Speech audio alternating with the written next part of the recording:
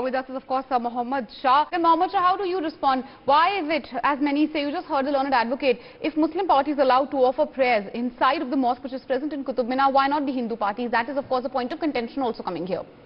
No, Meenakshi, I think absolutely right. I mean, all communities should be allowed. There should not be a problem with that at all. And they have been to be a workable solution. Both the parties have to sit together, and instead of doing Hindu-Muslim and communalism and yours versus mine and seeing it like a cricket match that, you know, my community would be allowed here, your community would not be allowed here. You sit down together and resolve the issue. That's the only way forward, because like we are seeing the similar things happening all over. We are seeing in Gyanvapi, we are seeing in Mathura, we saw Ram Janambhoomi, we saw in Ayodhya for a long time. This is going to continue and this is going to go on. Now that is the reason why in 1991 the Places of Religious Worship Act came about. Not to appease any community, which a lot of people would like to believe, but it was because so that an amicable settlement is brought out, that the character or the status of worship of any particular, be it a temple, be it a mosque, of a church, a gurdwara, it remained the same what it was before 15th August 1947. And that is why we are a Sahaj Bowl nation. We're not a melting pot. Yeah. We have to coexist. We have to live together in communal harmony. I always quote this example, and actually I'll quickly conclude by saying, in Nasik, in the artillery center, there is a square where there is a mosque, there is a temple, there is a gurdwara, there is a... I mean, we have all the places of worship on one square and there has never been any problem. Why? Because the understanding is there.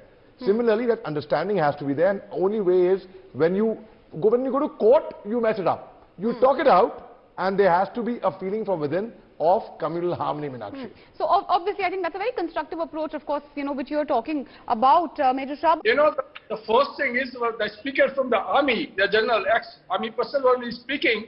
He was speaking sense. Mohommed Shah, would you like to jump in here?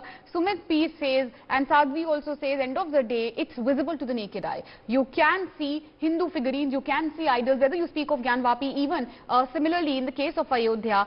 End of the day, should the other side not be magnanimous enough? Is it okay to do wuzu at a site where, you know, there is a possibility of a shivling? I mean, there has to be a consensus from both sides, isn't it? Meenakshi, you know what Sadhvi Pragya just mentioned. I will tell you a small anecdote. It's an analogy or whatever. When the Ram Janambhoomi, before the verdict came out, that time the former Vice Chancellor of Aligarh Muslim University, Lieutenant General Zamiruddin Shah Sahab, that time he said exactly the same thing. He said, what if the Supreme Court gives out the ruling means in the favor of the temple? Then what would you do? So it's better at that time as a goodwill gesture. But that was pertaining to the Ram Janambhoomi. I'll come to this separately as well. So he had mentioned this, and what if the court gives the ruling where not for the mosque? Then what? Then we, in any case, are going to be losing the case, the Muslim community. And secondly, apart from that, apart from that, it would be not a very good thing, because when the court turns it down. But in this case, I mean, the same people, they are saying when the Places of Religious Act of 1991 came about, it was not pertaining to any particular, it should have been decided at that time actually, to maintain peace, calm, harmony. And yes, coming back to your second question, if I'm doing wuzu in a place where I think there's a possibility of shivling, I will be very careful. I would not do wuzu over there. Secondly, when I visit a temple or church or a gurdwara, I've stayed in the Golden Temple for a month, in fact. So when I visit places which do not belong to, which belong to other religions, because I respect all religions, I am extra careful there than when I am going to a mosque, because in a mosque I'm aware what is to be done, but in a temple I may not be that aware. So in order to be more sensitive and in order not to affect or hurt anyone's religious sentiments, I am extra careful. So I'm certain of the fact that the people over there also would be careful, and they would not be knowing actually. But actually, no, I tell you what, yes, I do take it, and I accepted that Major Shah is also live with us from the studio. Major Shah, you just heard this very significant statement from the Japanese, Prime Minister, who says that countries have their own historical development. It's okay to have a different stance even when it comes to Russia. Very significant, isn't it? it really is a testament of how India's stance when it comes to Ukraine has absolutely no bearing on Quad.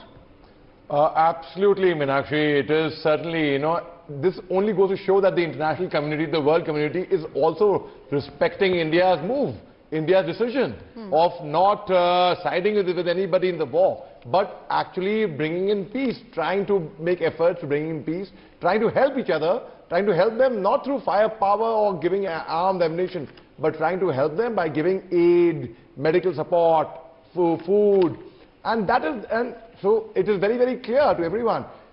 America had put a jibe on us over a month back when they called our stand shaky, President Joe Biden called our stand shaky, but that's no more the case.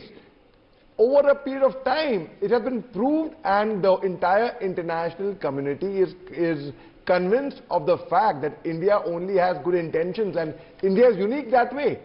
India is very unique, and yes, it has been proved, as you rightly said, Meenakshi, that the Japanese Prime Minister has he has rightly said it in a very right manner, Meenakshi. Well, absolutely, and it clearly shows India's growing stature.